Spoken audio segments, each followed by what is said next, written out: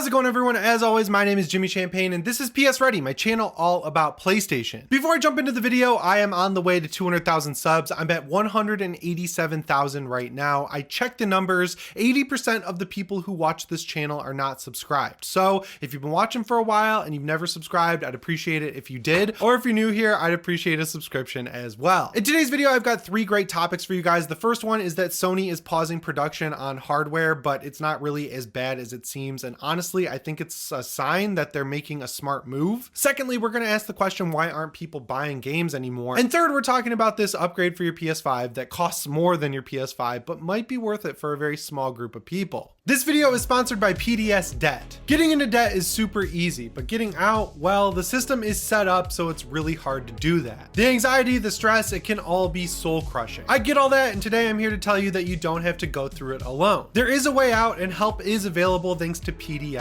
Debt. Basically, what PDS Debt does is it gives you options to consolidate your debt into one low monthly payment. It's a top-rated company on Google, and it has an A+ rating from the Better Business Bureau as well. When I was in college, I put all my books on 2 credit cards, and when I got out of college, it was really tough to pay them both off at once. It would have been so much easier if I had PDS Debt. And if you're watching this video, PDS Debt is offering a free debt analysis. It only takes 30 seconds, and all you have to do is head to pdsdebt.com/psready, and you'll get a free debt assessment today. Once again, that's pdsdebt.com/psready to get your free debt assessment today. Once again, huge shout out to PDS Debt for sponsoring this video. So let's get into the first news story here, which is that Sony is pausing production on certain pieces of hardware. Look, I don't need to tell you guys that the PSVR 2 is not really doing as hot as Sony most likely wants it to. The thing came out, it cost more than a PS5. If you just wanted to get the headset, I think it was like $550, and if you wanted to get it bundled with Horizon Call of the Mountain, you were going to be spending around $600 on this VR headset. I did a full review of the headset with gameplay back when it came out, and I'm just going to be real, I love this hardware so much. I have had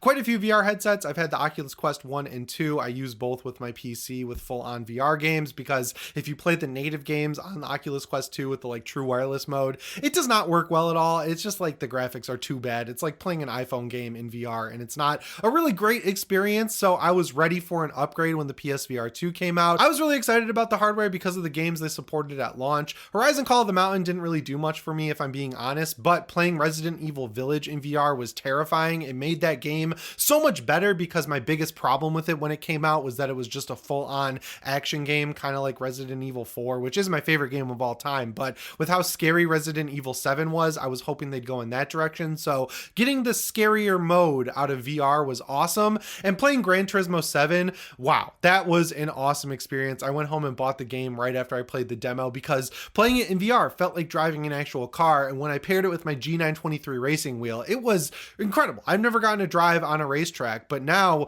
I can't stop playing that game because it's just that good in VR. Since those games came out, they've done a few ports, they've done a few new games, but they haven't really supported it. It's kind of like a PS Vita situation where there's just not enough hardware out there for Sony and actual third-party devs to keep continuing to support this headset. We did get a few games announced during the State of Play, but for all intents and purposes, if you compare how the PSVR 2 is doing to how the PS5 is doing as like a whole, the PSVR 2 is not up to par with what Sony really needs here. And because of that, right now they are pausing production of the PSVR 2. Basically, they have a bunch of them made. They're going to do a big push with new games and new sales and everything like that. And then hopefully people go out and buy the PSVR 2, they'll catch up with their backstock, and then they'll start production again. But honestly, I think this is a kiss of death for the PSVR 2. We know we're getting an update later in the year that's going to allow it to support PC, which is great for me because I love playing PC VR games, but they're just trying to do anything they can at this point to get it in people's hands, and it's clear that the thing is not really performing well. I think there's a few very easy to guess reasons for that. The first one is the price. I mean, the PS5 itself is not very cheap. $500 is a good price for a console that delivers this power, but $500 right now is a lot to spend for a lot of people. Also, the PS5 itself has gotten a lot of PS4 ports. We're just kind of now starting to see actual PS5 games coming to it. So when people buy the PS5, they not only have a lot of games to catch up on, but there's tons of new games coming out every day for that. So you're really monopolizing people's people's time there with just regular PS5 games. So when you take that, the time factor, and combine it with the fact that the PSVR 2 costs a lot of money, it costs more than the actual PS5 itself, and then you take the third factor, which is that there just aren't that many great games for it as of now, it makes sense why people aren't really showing up to buy it. Another factor I don't see a ton of people talk about anymore is that there's no backwards compatibility with the PSVR 2 either. I mean, if you look at the hardware of the PSVR 1, it's not too hard to figure out why. They use completely different architecture for head tracking and everything like that. They use completely different controllers. There's a reason why they didn't port a lot of these games or make them backwards compatible so you could play your library before that you already had on the PSVR 1 on the PSVR 2, but they also haven't ported over a lot of those PSVR 1 games, so the library is still looking pretty thin. So people who owned the PSVR 1, they don't really have a lot of reason to upgrade because they have to keep both headsets around at that point if they want to play their older games. So not having backwards compatibility is just a huge nail in the side of this headset's lifespan. But there is a silver lining here. I think what we're seeing is not necessarily Sony giving up on the PSVR 2, but what we're seeing is them recalibrating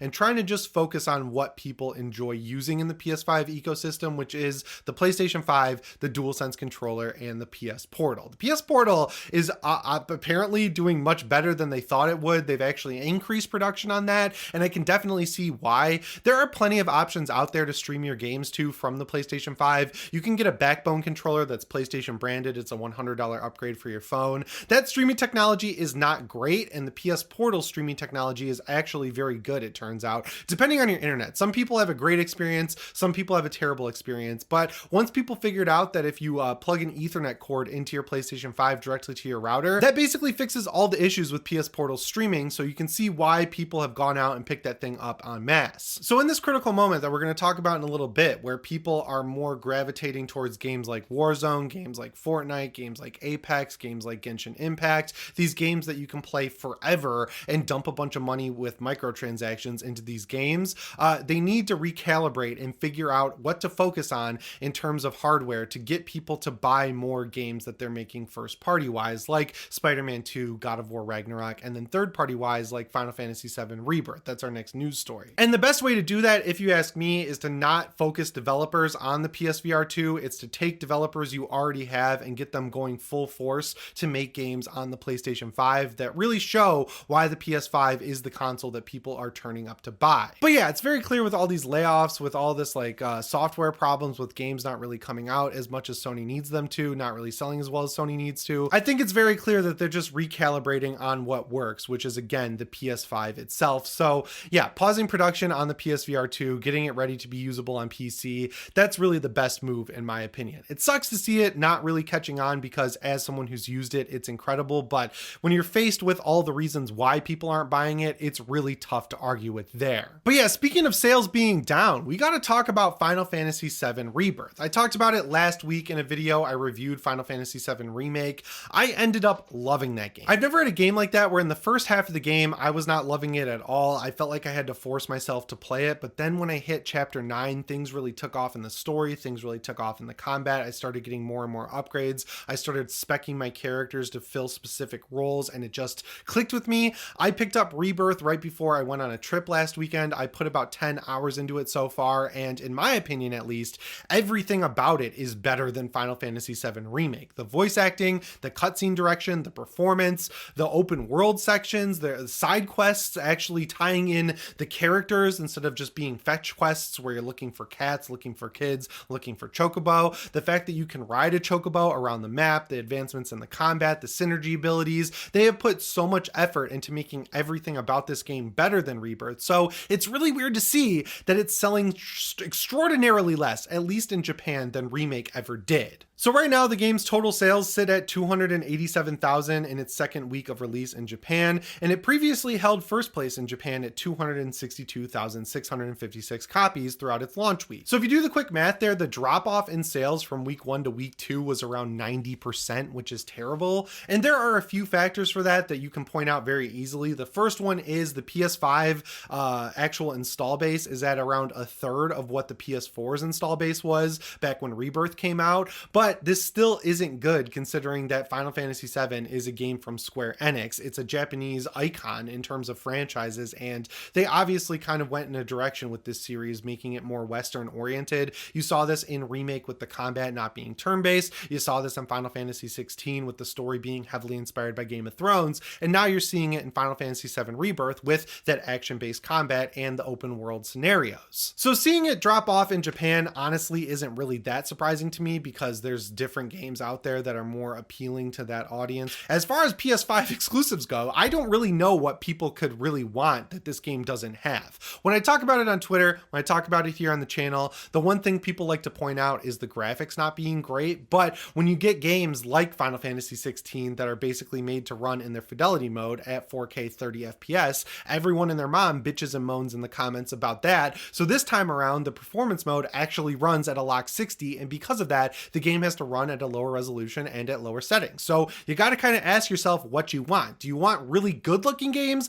that run at 30 FPS, or do you want decent looking games that run at an absolutely locked 60 FPS? For me personally, I'll take the graphics hit all day long to play at 60 FPS if it's a locked 60 FPS. If it's a game like Alan Wake 2 that runs at 40 or 50 FPS, or Final Fantasy 16 that runs at 40 or 50 FPS in performance mode, I'm fine playing at 30 FPS. I've totally just eliminated that elitism in my mind that every game needs to run at 60, because the graphics in Final Fantasy 7 Rebirth, if you're playing in fidelity mode, are absolutely phenomenal. But this ties into what we've been seeing lately, where people in my age bracket, you know, the 25 to 35 range, they are still playing games like Final Fantasy 7 Rebirth, like The Last of Us, like God of War Ragnarok. But yeah, people in the older bracket of that age range, they're trying to buy houses, they're trying to have kids, and when you start doing stuff like that, the money you have and the time that you have to play video games drops off significantly. So that's why you're seeing a lot of these bigger third-person open world action games selling less and less. There's also a ton of them coming out right now, so you can only divide your time so much. So if you have a game like Final Fantasy 7 Rebirth coming out a month before Dragon's Dogma 2,